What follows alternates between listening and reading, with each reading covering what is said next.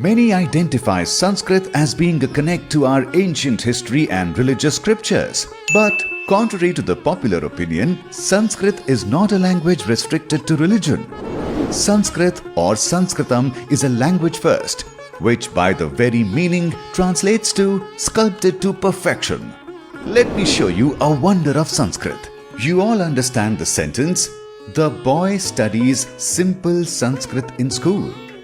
What about if I said, studies school Sanskrit in simple boy the?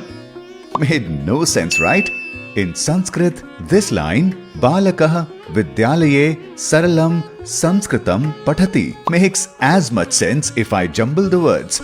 Pathati Balakah Sanskritam Saralam Vidyalaye. Isn't it amazing? Sanskrit is a language more evolved and richer than any other. Yes, it's centuries old. To be precise, sage Panini laid out the grammar rules in 500 BCE. Yet, it manages to be of use and relevance to us now and the coming future. For some of us, Sanskrit was an optional language in school which was mugged and not understood. But really, Sanskrit has always been so much more than religious texts. There are actually a lot more non-religious texts written in every subject you can possibly imagine. Astronomy, physiology, metallurgy, botany, and so much more. It is just mind-boggling to realize the scientific understanding scholars had centuries back without internet and computers. Can you think of another word for water in English? Or have you ever questioned why is water called water? Sanskrit, on the other hand, would give you answers to both questions. The language has a range of words to express a single object by describing the properties of an object. There are over 200 words to signify just water. What's better is, understanding a new word is quite simple. Words are made of root words which have meanings of their own. In this way, you could understand the surface meaning of the words in seconds. But to deduce the layers of meanings a few words hold may take ages. For example, the word jalam describes that from its liquid state, water can become solid. The root word of the word jalam is jal, which means to harden. Similarly, combination of root words and sounds can make up infinite words with stable meanings. This just means infinite space for free, clear expression.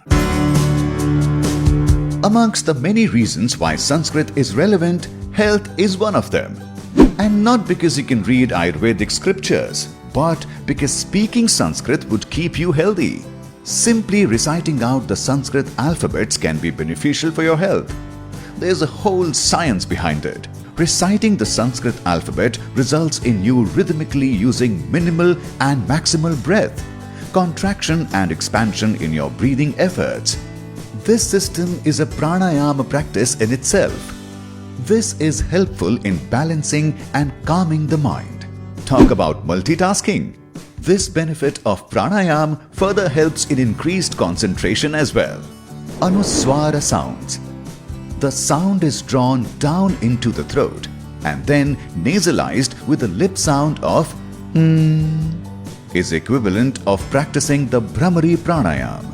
The Visarga sound pushes energy out or opens it like the Bahya Kumbhaka pranayama. Urasya sound, the last sound of the Sanskrit alphabet, when combined with the 7 sounds na, na, ma, ya, ra, la, and va, it becomes Urasya. For example, Prahlad. It has a direct impact on the lungs. It is a purely aspirate sound produced from the throat, similar to practicing Kapalabhati Kriya. So, shed all the stereotypes you have about Sanskrit. It's our shared cultural heritage, and it isn't meant to be locked up in some box labeled ancient history. It's relevant, it's important, and it's beneficial.